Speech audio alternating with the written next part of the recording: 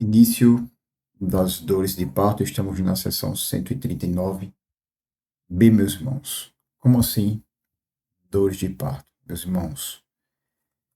Nós estamos aqui na sessão 139B, que veio depois da sessão 139A, que está com esse título.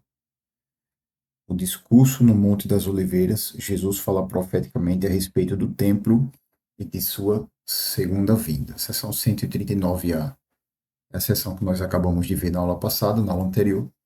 Vamos para a 139B. Estamos entrando no denominado Sermão Escatológico de Jesus. Meus irmãos, a questão é: o que é o Sermão Escatológico de Jesus? A gente viu que Jesus Cristo, estamos na terça-feira, Jesus Cristo saiu de Jerusalém, foi para o Monte das Oliveiras com os discípulos, e os discípulos fizeram algumas perguntas ao Senhor Jesus e ele começa a falar um monte de palavras. E essas palavras estão no chamado Sermão Escatológico. Então, antes de a gente iniciar a sessão 139B, a gente precisa agora parar um tempo para entender o que significa esse sermão escatológico de Jesus, tá, meus irmãos? O que seria isso? Senhores, o nome escatologia é um nome que se refere a profecias dos últimos dias, tempos futuros, que vai acontecer para o fim dos tempos. A gente vê aqueles filmes de eras pós-apocalíptica acontecendo com o fim da Terra, falta de água no planeta, é algo parecido com isso. O Apocalipse é um livro da Bíblia que ele trata sobre várias visões e eventos, tem várias visões que tratam sobre eventos que vão acontecer no fim dos dias, no fim dos tempos. Então, Apocalipse é um livro escatológico. Mas Apocalipse não é a única parte da Bíblia que traz passagens escatológicas. Nós temos algumas passagens, como no próprio Antigo Testamento, por exemplo, Daniel capítulo 7, a partir do capítulo 7, desde o 7 até o 12, trata a respeito. No Novo Testamento, nós temos passagens nos livros, nas epístolas de 1 a Tessalonicenses e 2 a Tessalonicenses. Essas cartas paulinas ao povo de Tessalônica foram cartas de cunho escatológico. As pessoas de Tessalônica estavam sofrendo perseguições, estavam numa região chamada Macedônia, na Grécia. Os deuses e a cultura do local eram uma cultura grega, e eles acreditavam que quando as pessoas morriam, iam para o reino de Hades, que era um deus grego, o reino das trevas, o reino da escuridão. Mesmo que as pessoas fossem boas, mesmo que as pessoas estivessem em Cristo. Então, Paulo fez cartas ao povo da igreja de Tessalônica explicando que quando a gente morresse, não ia para o reino de Hades, mas ele explicou o que ocorreria quando a gente morresse. Ele falou sobre a segunda volta de Cristo, falou sobre o anticristo também, em 2 Tessalonicenses. 1 Tessalonicenses, no capítulo 4, ele fala sobre a primeira volta de Cristo, sobre a segunda volta de Cristo, me perdoe, meus irmãos. E em 2 Tessalonicenses, capítulo 2, ele fala sobre o anticristo, a apostasia. Então, são passagens escatológicas que falam sobre profecias de eventos futuros que irão acontecer, mas relacionado ao fim dos tempos.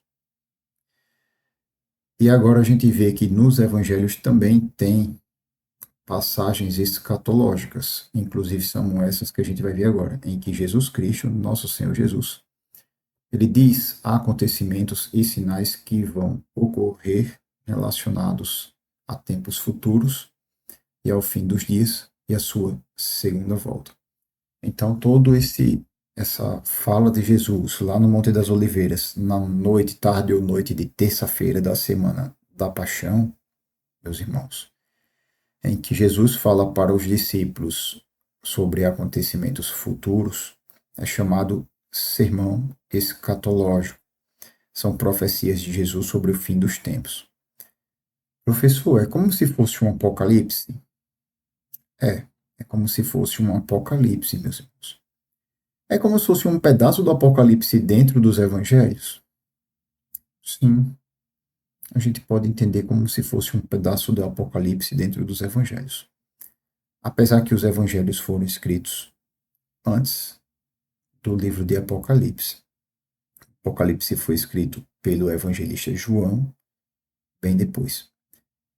Falar nisso, o sermão escatológico de Jesus ele é citado por 3 dos 4 evangelhos, que são os evangelhos de Mateus, Marcos e Lucas. João, escrevendo o evangelho de João, ele não fala sobre o sermão profético de Jesus. Em compensação, João vai escrever futuramente o Apocalipse, que ele trata bastante a respeito dos eventos futuros e da escatologia bíblica. Meus irmãos. Ok, professor. E o que é que a gente precisa saber? Meus irmãos, a gente precisa saber de algumas coisas antes de a gente entrar no sermão escatológico de Jesus. Uma passagem bem interessante da Bíblia. É interessante a gente saber que Mateus, Marcos e Lucas tratam a respeito e as passagens, as referências bíblicas são o capítulo 24 de Mateus, 24 e 25 de Mateus. Mateus tem 28 capítulos. Os capítulos 24 e 25 tratam do sermão escatológico. Marcos, capítulo 13 de Marcos. Marcos, capítulo 13 é paralelo com Mateus 24 e 25, trata do sermão escatológico. Assim como o Evangelho de Lucas, capítulo 21. Lucas 21 é a parte de Lucas que trata do sermão escatológico. São essas 3 passagens, tá, meus irmãos? Mateus 24, 25, Marcos 13 e Lucas 21. A partir desse momento, a gente vai estar estudando o sermão escatológico. Na aula passada, nós já vimos o cenário do sermão escatológico, vimos as perguntas, a pergunta que os discípulos fizeram para o Senhor Jesus, e a partir de então a gente vai falar na seção 139b sobre o início das dores de parto. Professor, dores de parto? Dores de parto é quando a mulher está grávida que vai nascer um bebê. Sim, é. Professor, o que é que dores de parto tem a ver com o sermão escatológico de Jesus? A gente está falando de evento do fim dos tempos, segunda volta de Jesus, e aqui tem dores de parto. Jesus estava curando alguma grávida quando ele foi falar o sermão escatológico? Boa pergunta. Ele não estava curando alguma grávida quando ele foi falar o sermão escatológico. Mas Jesus fez uma comparação com a mulher grávida para explicar alguns detalhes desse sermão escatológico, desses eventos que iriam ocorrer. A gente fez aqui, meus irmãos, deixa eu colocar aqui uma imagem para os senhores. A gente fez aqui uma espécie de rascunho de como constitui o esqueleto desse sermão escatológico. Então, olha só. Aqui está escrito sermão escatológico de Jesus. E o sermão escatológico de Jesus, ele vai tratar de 2 coisas ao mesmo tempo. Tanto do fim dos tempos e da segunda volta de Cristo, quanto ao mesmo tempo da queda de Jerusalém e da destruição do templo. Professor, são 2 coisas? São 2 coisas. Vamos ver aqui o nosso comentário mais uma vez e perceber aqui as perguntas, meus irmãos. Olha só, aqui em Mateus capítulo 24, versículo 3, olha a pergunta dos discípulos. A gente precisa ficar atento a essas perguntas. Dize-nos, quando ocorrerão essas coisas? Que coisas? Jesus tinha acabado de sair com os discípulos de Jerusalém, do templo. Jesus tinha dado algumas profecias que dava a subentender que ele morreria e ressuscitaria e que Jerusalém, por não crer nele, iria sofrer consequências, iria sofrer sanções, porque Jerusalém estava abandonando o Senhor há muito tempo. Inclusive, na sessão que a gente viu, que é a sessão 137b, está escrito assim, Jerusalém, Jerusalém, Jesus falando. Você que mata os profetas e apedreja os que lhes são enviados. Quantas vezes eu quis reunir os seus filhos como a galinha reúne os seus pintinhos debaixo das suas asas, mas vocês não quiseram. Ou seja, Jerusalém, que é a cidade de Deus, que é a cidade que mais deveria estar adorando ao Senhor na terra, é uma cidade que sempre matou os profetas. A gente vê desde o Antigo Testamento que toda vez que as pessoas erravam, que Deus enviava os profetas, em vez de eles se arrependerem e darem ouvido aos profetas, eles matavam os profetas por causa da dureza dos seus corações. E aqui Jesus diz isso, ele cita isso, e ele diz que ele quis reunir o povo de Jerusalém como filho de Deus, mas Jerusalém não quis.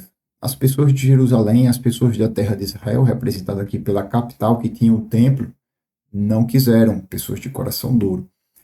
Olha o versículo 38 de Mateus 23, o que Jesus falou, meus irmãos. Eis que a casa de vocês ficará deserta. Jerusalém, com o templo, ficará deserto? Como assim? A movimentada Jerusalém? Jesus falou isso na Semana Santa, que era a semana da Páscoa, que tinha muita gente lá. Pessoas, vamos dizer essa expressão, do mundo inteiro, vamos utilizar essa expressão, tá, meus irmãos? Iam para Jerusalém e agora ele está dizendo que ia ficar deserta? Como assim? Não entendi. Olha o que Jesus continua dizendo. Pois eu lhes digo que vocês não me verão mais, até que digam, bendito é o que vem em nome do Senhor. Ou seja, Jerusalém não mais ia ver Jesus, até que Jesus voltasse mais uma vez, e eles iam dizer, bendito é o que vem em nome do Senhor, porque ia reconhecer Jesus na sua segunda vinda. Então Jesus está falando aqui que ia acontecer algo com Jerusalém, que ali ia ficar deserta. Não faz sentido ela ficar deserta. Ela é movimentada, o templo era lindo. Foi quando os discípulos chegaram para Jesus e disseram: olha, Senhor, que pedras lindas. Olha, Senhor, que pedras bonitas. Então eles estavam mostrando as construções do templo, como a gente viu na sessão 139A, na aula passada. Olha aqui, ó. Os discípulos aproximaram-se dele para mostrar as construções do templo. E um deles disse bem assim, ó: olha, mestre, que pedras enormes, que construções magníficas. Como o templo era adornado com lindas pedras e dádivas dedicadas a Deus. E realmente ele tinha pedras bonitas, meus irmãos.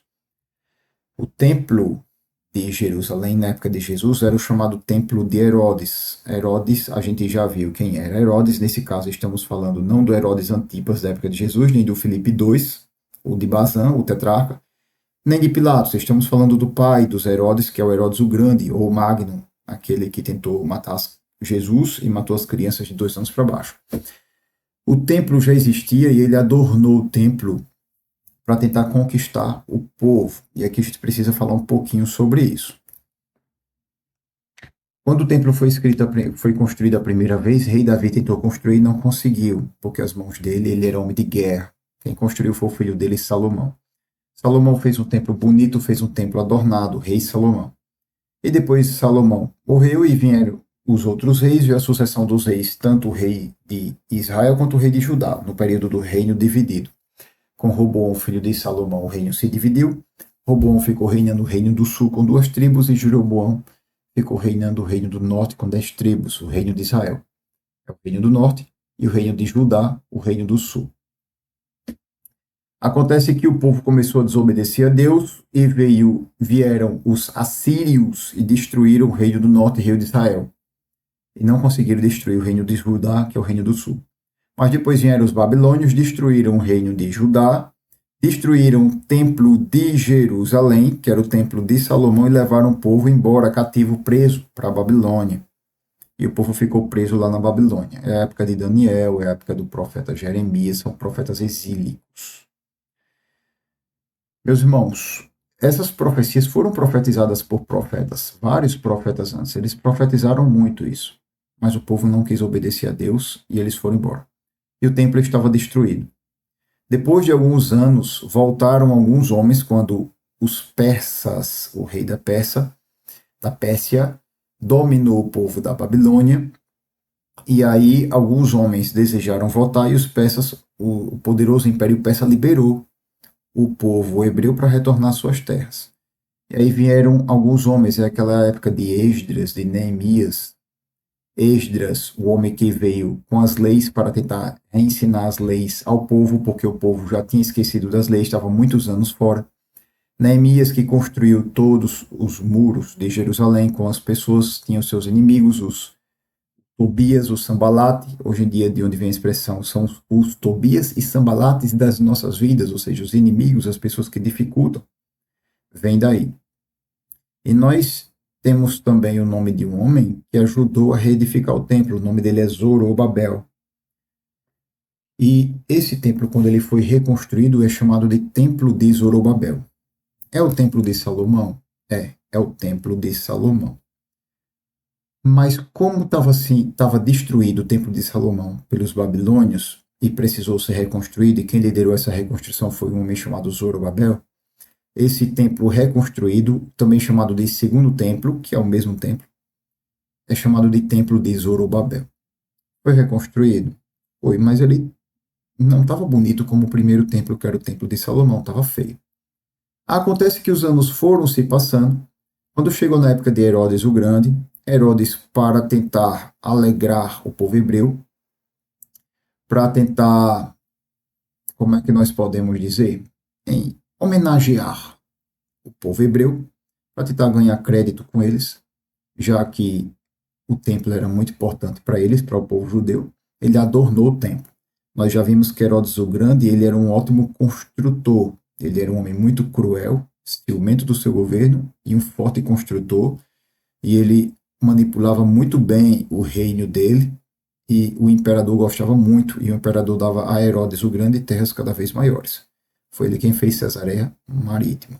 Já estudamos isso nos nossos estudos dos pré-evangelhos, meus irmãos.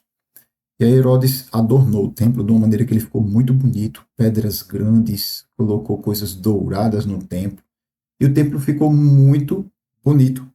E esse templo, que era o mesmo templo de Salomão, que já tinha sido reconstruído por Zorobabel, agora adornado por Herodes, é chamado por muitos como o Templo de Herodes. Mas o templo era de Herodes, professor, não era de Salomão? Sim, era o templo do Senhor Deus, que foi construído por Salomão e depois fora reformado, a sua reconstrução foi tentada por Zorobabel. Mas agora, como Herodes colocou as mãos no templo e aperfeiçoou, e ele era tão bonito que muitas das vezes era comparado com o próprio templo de Salomão. Alguns diziam que nem o templo de Salomão era tão bonito quanto o templo de Herodes, que era o mesmo templo. Muitos chamam de templo de Herodes, ok, meus irmãos? Então, esse templo de Jerusalém, que a gente tanto está estudando, é chamado também de templo de Herodes, porque ele foi quem adornou. São informações bem interessantes para a gente, tá? Muito importantes. E aqui, Jesus disse que Jerusalém ficaria deserta. Estão entendendo o contexto, meus irmãos? A gente precisa estar de olho nesse contexto, nesse cenário, para entender o que estava acontecendo nessa época. É importante a gente investir um tempo entendendo esse conteúdo. E aí Jesus saiu do templo, aí, como está dizendo, enquanto caminhava, seus discípulos aproximaram para mostrar as construções do templo, no versículo 1 de Mateus 24. No versículo 1 de Marcos 3 diz, olha, mestre, que pedras enormes, construções magníficas. E em Lucas 21, 5, estavam comentando como o templo era adornado com lindas pedras e dádivas dedicadas a Deus. E sim, isso mesmo, uma questão que Jesus disse depois. Ele diz, vocês estão vendo tudo isso? Eu lhes garanto que não ficará aqui pedra sobre pedra, serão todas derrubadas. Como assim? Pedra sobre pedra não vai ficar no templo de Jerusalém, a magnífica Jerusalém? Qual? Esse templo de Herodes com pedras gigantes, as pedras eram grandes, gente. As pedras do templo de Jerusalém não eram pedras do nosso tijolo comum. Eram pedras grandes, quadradas de um tamanho talvez de uma mesa, maiores do tamanho de um homem, algumas delas da altura de um homem, a largura delas era maior do que um homem deitado. Então eram as pedras que eram carregadas em grandes carroças e carros da época. Elas não eram pedras. Poucos homens não conseguiam segurar uma pedra de toneladas daquela ali. Então tinha que ser várias pessoas carregando em carros, carroças, cavalos. Então foi uma construção muito bem elaborada. Por isso que ela demorou tantos anos para ser reconstruída e para ser adornada também por Herodes. Como assim não vai ficar pedra sobre pedra? E aquilo ali ficou, vamos utilizar a expressão, engasgado com os discípulos. E foi isso o que motivou os discípulos a fazerem a pergunta que fizeram. E a gente precisa entender essa pergunta. Olha a pergunta deles, meus irmãos. Aqui as perguntas nós temos aqui em Mateus capítulo 3, tanto essa parte aqui de Mateus 3, a partir no final do versículo 3 de Mateus 24, como Marcos, no final do no versículo 4 de Marcos 13, assim como no versículo 7 de Lucas 21, tá? Vamos ler os três. Olha só, a gente precisa entender essa pergunta deles. Essa pergunta foi bem assim. Eles perguntaram bem assim. Em Mateus, dize-nos, quando acontecerão essas coisas? Qual será o sinal da tua vinda e do fim dos tempos? Aqui tem três perguntas em uma mesmo. Quando acontecerão essas coisas? Que coisas? quando é que Jerusalém vai ser destruída, quando é que o templo vai ser destruído, quando não vai ficar pedra sobre pedra. São essas coisas que os discípulos estão perguntando. Jesus, Senhor Jesus, quando é que vai acontecer essas coisas que não vai ficar pedra sobre pedra? Quando é que o templo de Jerusalém vai ser destruído? Quando é que Jerusalém vai ficar deserta? E, meus irmãos, isso é o que a gente precisa ter em mente, tá? Olha a pergunta que ele continua. E qual será o sinal da tua vinda e do fim dos tempos? Então é uma outra pergunta diferente, mas os discípulos estavam perguntando no mesmo contexto. Olha o que Marcos 4 diz, Marcos 13, 4. Dize-nos, quando acontecerão essas coisas? Destruição do templo de Jerusalém. E qual será o sinal que tudo isso está prestes a cumprir-se? Eles perguntaram qual era o sinal que a destruição do templo ia ocorrer. Mesma coisa que em Lucas. Mestre, perguntaram eles, quando aconteceram essas coisas, e qual será o sinal de que todas elas estão prestes a acontecer? Qual é o sinal de que Jerusalém vai ser destruída, mestre? De que o templo vai ser destruído? Mas, ao mesmo tempo, a gente precisa entender uma coisa que estava na cabeça dos discípulos. Olha para cá para Mateus de novo, meus irmãos. Dize-nos, quando aconteceram essas coisas? E qual é o sinal de que tudo isso vai ocorrer, como Marcos e Lucas, e Mateus disse bem assim, qual é o sinal da tua vinda e do fim dos tempos? Meus irmãos, a gente consegue perceber o que os discípulos estão pensando? Eles estão pensando que a destruição do templo de Jerusalém vai coincidir com o fim dos tempos e com a segunda vinda de Cristo. É isso que está na cabeça deles. Eles não sabiam nem que o templo ia ser destruído, estão sabendo agora que Jesus falou. Eles sabiam que Jesus ia voltar uma segunda vez porque Jesus tinha dito. Então, na cabeça deles, o Jerusalém ser destruída, o templo ser destruído, era o fim do mundo. Era o fim de tudo, porque acabou o mundo para eles. Então, se era o fim do mundo para eles, era o tempo que ia acontecer ao final da humanidade e que Jesus estaria voltando, retornando. Isso é o que estava na cabeça deles. O que eles não sabiam é que aconteceria essas duas coisas, mas não seria ao mesmo tempo. Jerusalém seria destruída sim, mas não significa que Jesus já estaria voltando aí. Até porque Jerusalém já foi destruída no ano 70 depois de Cristo, cerca de 40 anos depois desses acontecimentos daqui. Ainda tinha pessoas dessa geração vivas e Jerusalém foi destruída, mas a segunda volta de Jesus ainda não ocorreu. A gente vai ler isso tudo aqui ainda no sermão escatológico, mas Jesus ainda vai vir nos ares, como fala o próprio Senhor Jesus no sermão escatológico, assim como fala Paulo em Tessalonicenses. O Senhor Jesus vai vir nos ares ao toque das trombetas dos anjos, e os que estarão vivos subirão, mas os que estarão mortos em Cristo ressuscitarão primeiro. E todos nós, os mortos em Cristo que ressuscitarão primeiro e os vivos que serão arrebatados, encontraremos com Jesus nos ares. É isso que a Bíblia nos diz. E isso ainda não aconteceu. O que já aconteceu foi a destruição do Templo de Jerusalém. Jesus vai responder isso? Vai. E a gente vai ver que Jesus vai responder os dois. Só que o que os discípulos não sabiam é que seriam coisas separadas. Por isso que a gente vê que as perguntas deles aqui tá praticamente a mesma, meus irmãos. Quando vão acontecer essas coisas que Jerusalém será derrubada? E qual será o sinal que tudo isso vai estar prestes a cumprir-se? Ou seja, qual é o sinal da tua vinda e do fim dos tempos? Para os discípulos era caindo Jerusalém, sendo destruído o templo, o fim dos tempos de um mundo ocorrendo, e Jesus voltando à sua segunda vinda, ok, meus irmãos? Muito interessante isso, precisamos ter isso em mente, tá? Então, quando Jesus responde, olha para essa imagem, Jesus responde uma profecia dupla. Ele fala do fim dos tempos e da sua segunda volta.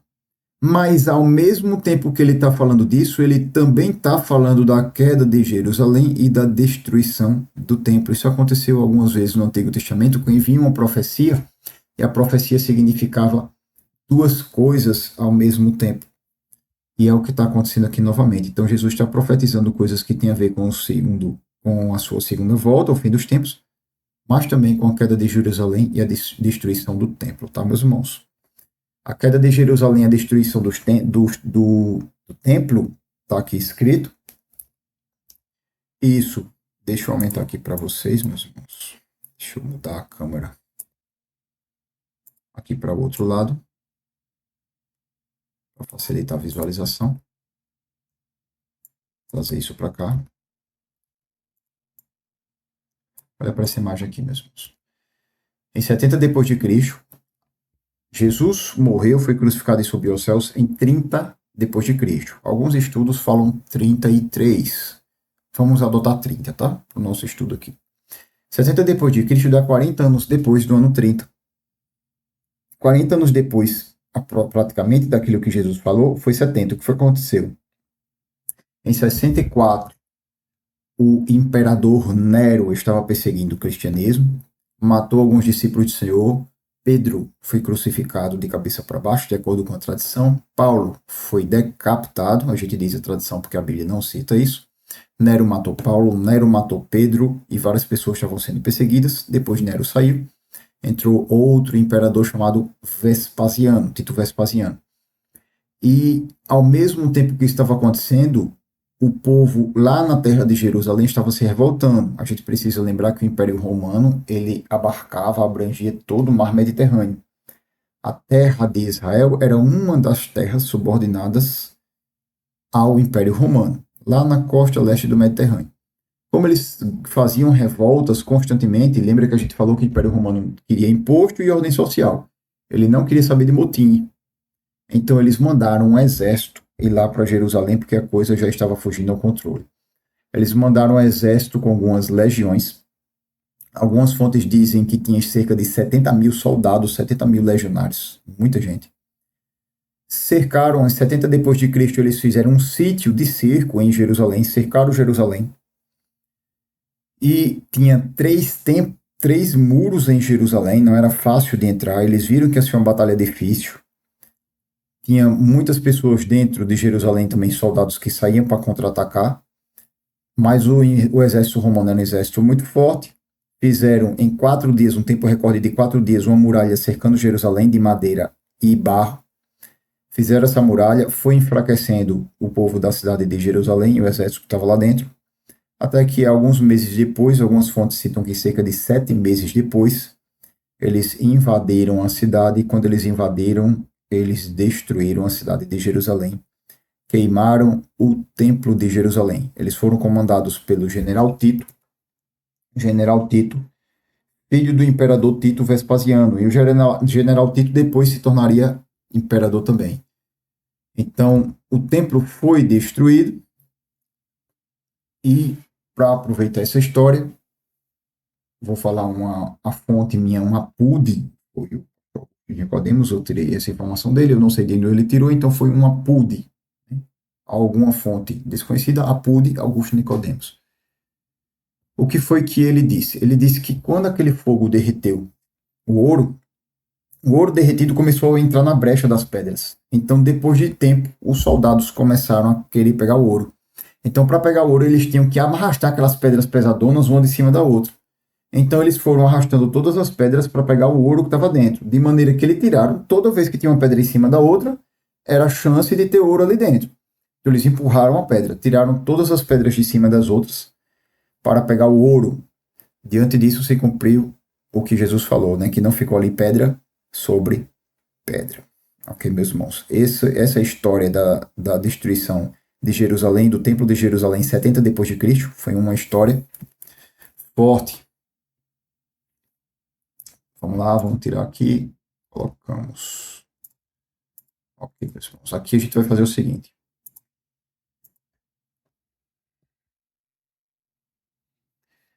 A gente já sabe agora o que é sermão escatológico. A gente já sabe que o sermão escatológico vai falar de duas coisas ao mesmo tempo.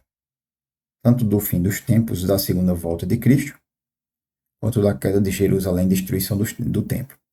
A gente sabe que para os discípulos isso tudo ia acontecer simultaneamente. Mas a gente sabe que um deles já ocorreu, que foi a queda de Jerusalém e a destruição do templo, mas o outro ainda está prestes a ocorrer, que é o fim dos tempos e a segunda volta de Cristo, em que nós estamos nos aproximando. A partir disso, meus irmãos, nós vamos entender agora a parte do sermão escatológico. Vamos ler agora a seção 139b, que fala do início das dores de parto.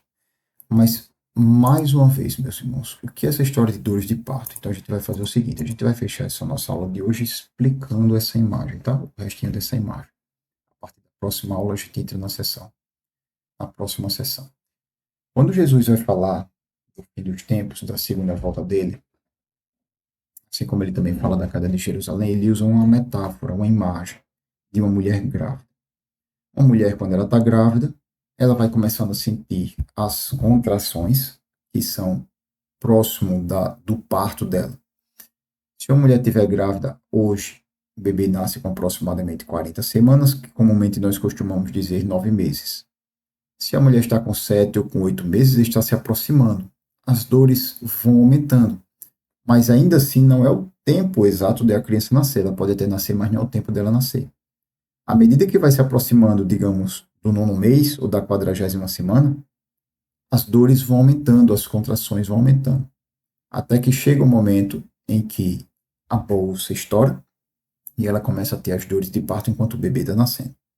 Depois que o bebê nasce, acabou toda a dor, vem a alegria de estar com a criança. E Jesus usou essa metáfora para comparar com o fim dos tempos. Então, de acordo com essa imagem, ele disse bem assim: à medida que Jesus fosse aproximando de voltar à segunda volta de Cristo, vai ser comparado ao nascimento do bebê, é a segunda volta de Cristo. Mas antes disso, vai haver o princípio das dores, vão acontecer coisas no mundo que vão trazer dores, e esse princípio das dores são comparados às contrações de uma mulher grávida. Depois vai acontecer o momento que ele chamou de grande tribulação. Essa grande tribulação, vamos aumentar aqui para vocês. Vamos aumentar aqui, meus irmãos. Facilitar.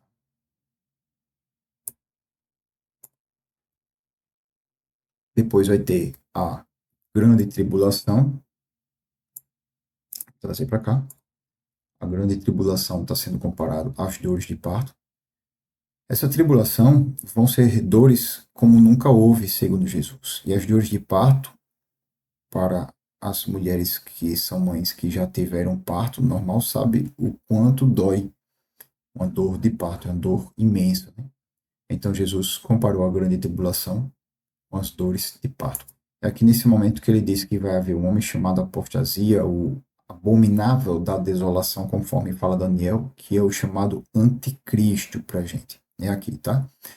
Mas a gente vai ver, a gente precisa ficar atento que quando ele fala de dores que vão acontecer aqui também, ele não só vai estar falando do fim dos tempos e da segunda volta de Cristo.